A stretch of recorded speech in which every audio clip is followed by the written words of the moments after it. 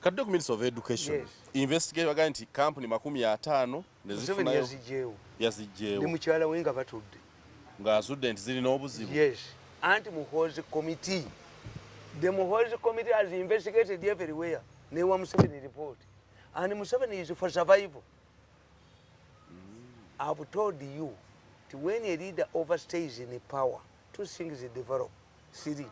One, the family expands, which becomes a risk. Two, once the family expands, it competes, turns the citizens into their safe countries. But you know, you have to work for when them. I was watching somebody story saying, yeah, they have put up a team to confront Museveni. My companies have been workers. Somebody told him, a vacancy means that if there is a vacancy, somebody will turn it. Nayenze njagala umubuuza muganda wange oyo amwenyabwenyeza emyaka 10 nze sina bakozi sina baana sina oyo omusirikale kyabantiisa. You know what they are doing? If they kill me, they back up fire. Tebayinza kunzita kati ankanga oyo omutamivu n'omwenge gwe. Let him go back where he came from. I can do without security. Tayinza kuntiisa. In Kampala here? Yes. Without security? Yes, I and work. you survive Can I for a work month? with you in Kampala? Gasina security. Kanga. Take your government vehicle. Take your security. I can protect myself. Nera kuma kuti satisha. Without this government vehicle and let the them security. take their security. What I want are the policemen here guarding me. Never tell you kanga.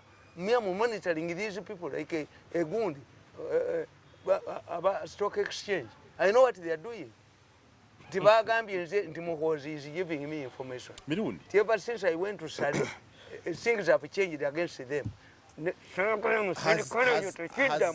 That idiot, that Museveni should not tell me my security details.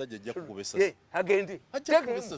The man will shoot you. Let the man take it. Let him be taken away. If he wants to intimidate me, they are going to through him. I've been watching him for some time.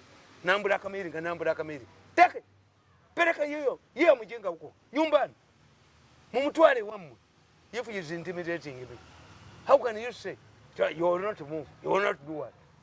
Again, nemutoka ya vegeta. Aba detecting the threat. Tekiriyo. Don't move because it's a threat. Muitamu. Then gumwanka nkobole. Nagende kamulinga namulinda n'atajja n'entambula. Buli omulinda n'atajja ntambula. Nze kasankebera mu bintu byewaffe. Tolugendo lutuufu. Me, I started the first person I met on the way. Nze bwe mba ntambula ewange. Kebera mu bintu byewaffe. Nkebera mu byewaffe. Nebikulagasa. Nimbala omweso. Babuuze. Nina program gye nkoleka buli ngenda ne security. Ezotolo is that I go with security. You just go. Security ne bwe mba nayo. Biro byobala. Nimbala mu bwenti. Sigende. Mirundi. The first person I meet on the way. Mirundi. So it's not in